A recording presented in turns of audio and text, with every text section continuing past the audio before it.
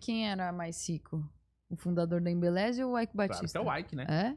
O Ike Batista, eu acho que agora ele ainda assim tem uns 300, 400 milhões de Caramba. patrimônio.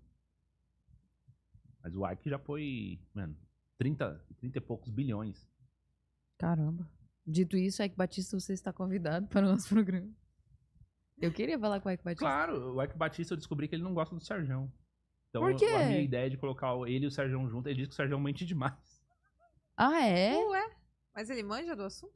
Não, é que o Serjão trabalhou pro Ike, né? Ah, tá. Eles trabalharam onde juntos? O Serjão trabalhou questão de petróleo, né? Ele trabalhou prestando serviços para a empresa do Ike Batista, a OGX. Ah. O Serjão trabalhou para Halliburton, que era uma empresa contratada pela OGX. Então ele ia lá como terceirizado. Mas ele disse que, tipo, trabalhou, fez monte de planejamento para a empresa do Ike desde o começo. Foi pouco tempo, não. E aí eu descobri que o Ike não gosta do Serjão. Caramba, Ah. o Sérgio é tão querido. Gostei muito dele. Ou Ike, você precisa vir aqui para desfazer essa imagem que você tem Não, do então, Serjão. eu já falei pra ele que o que ele falar, a gente vai acreditar nele.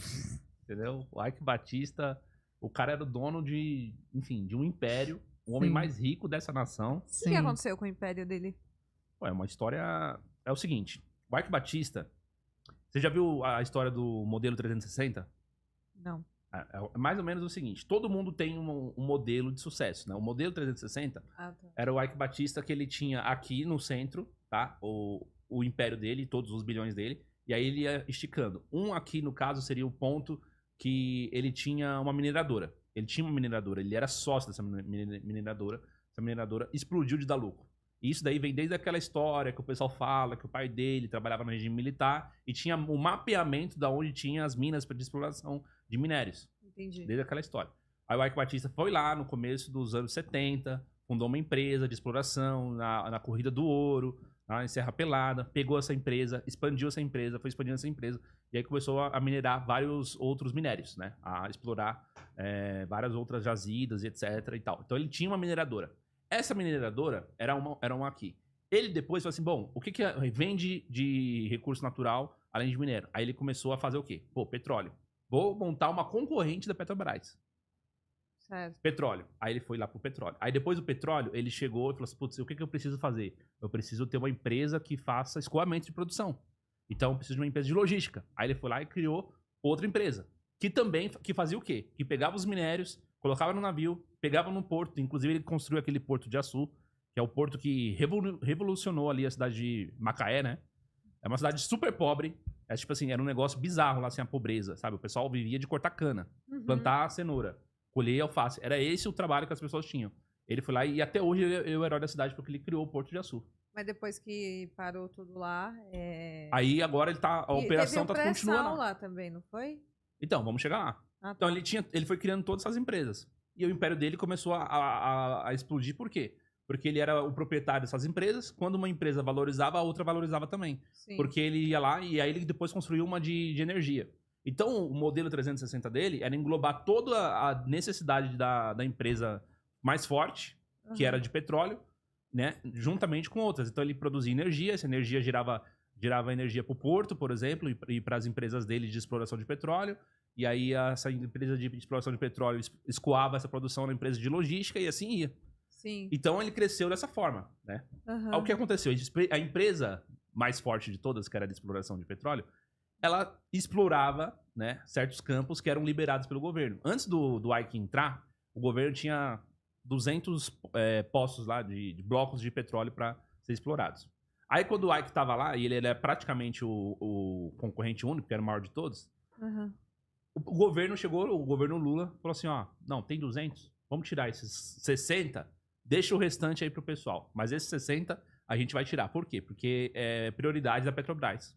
O que você acha que ele fez? Você acha que ele deu os postos que tinham petróleo pra Petrobras ou deixou os postos que tinham petróleo pro Ike Batista? Ficou com a Petrobras, Exatamente. claro, né? Aí o Ike Batista comprou os postos, mesmo assim, e começou a explorar. A ideia de você explorar é você saber a profundidade, saber quanto tempo você consegue extrair o petróleo lá dentro, se tem petróleo, se não tem, quanto de quantidade e tal. E aí ele ficou um tempo fazendo isso. Mas aí, até então, ele era um gênio. Certo. Chegou um determinado momento que ele gastou muito dinheiro E aí não tinha como ele dar o passo pra trás. Tipo assim, já gastei tanto até aqui, não tem por que eu retroceder. O que ele fez? Ele pegou, olha a história do Eike Batista. Ele pegou e continuou explorando. Só que o time dele era muito bom, o time de técnicos. Ele contratou um monte de gente. Ele contratou gente que trabalhou na Petrobras. O Serjão tava lá, né? Enfim, ele contratou todas essas empresas, Halliburton e tal, equipamentos de ponta, ele tinha tudo. Só que a porra do petróleo não tinha nos blocos que ele comprou. E um gasto enorme pra fazer exploração e não saía nada. Exato. E aí, a ação dele que tava tipo, explodindo na bolsa começou a cair. E aí ele começou a falar que não, vai achar e tudo mais. Só que é o seguinte, o time que ele contratou de diretores eram diretores que eles ganhavam conforme a produção da empresa. Certo. Então assim, se a empresa tivesse dando lucro, eles ganhavam uma bonificação. Uhum. Aí esse time de diretores mentiu o tempo inteiro dizendo que tinha petróleo, enquanto não tinha. Não, que tem sim, que vai achar e tudo mais. Por quê? Porque passava 1 ano, passava 2, passava 3, eles iam ganhando bonificação. Porque a empresa ainda estava dando lucro, estava valorizando. E também no mercado, essa especulação aí também a empresa fica em alta, né? Se ela tiver. Sim. Muita gente veio para investir, veio gente do exterior, lá da Dinamarca, veio o pessoal lá do fundo do Canadá. Sim. Assiste o filme dele, do Eike Batista, Tudo ou Nada. Ah, o Torinho participou, não foi? Sim, o Torinho participou. Preciso assistir esse filme. É o Torinho e o Nelson. Qual é o nome do cara? Nelson Rodrigues? Não. É o cara da Globo. Rodrigues, não, é o. Nelson? Não sei. É o Nelson, ele fazia. Ele é humorista também. Ator da Globo. É ator da Globo. Nossa, eu nunca sei o nome de. Mas enfim, é um cara muito bom. É um filme muito bom. Aí mostra tudo. Mostra ele separando da Luma de Oliveira. Ai, que triste. Mostra a mulher dele posando na Playboy, ele comprando tudo. Nelson Freitas. É isso aí. É verdade, ele comprou tudo, né? A mulher dele foi pra Playboy e aí ele foi lá e comprou todas as revistas da edição. Quem? O Eike Batista? Porque Meu você vê a briga. Ele queria muito que ela não fosse pro carnaval e ela foi. Aí ela meteu o negócio da coleira e tal. Depois disso, ela foi pra Playboy e ele não queria. O que ele fez? Ele foi lá e comprou todas as revistas pra ninguém ver. Meu Deus. É um homem apaixonado. Achei romântico. Claro. Mas assim, o Eike Batista fez coisa muito boa pelo Brasil. Você vê lá a Lagoa Rodrigo de Freitas, que era toda poluída, foi ele que despoluiu. Trouxe tudo verdinho, novo. Mas aí ele foi preso aqui, como você sabe? Então, ele foi preso porque ele... corrupção, por crime financeiro, né? Fraude. Ele foi preso por isso. E aí a fortuna dele de 35 bilhões sobrou 0,6%. Uma coisa assim. Caramba.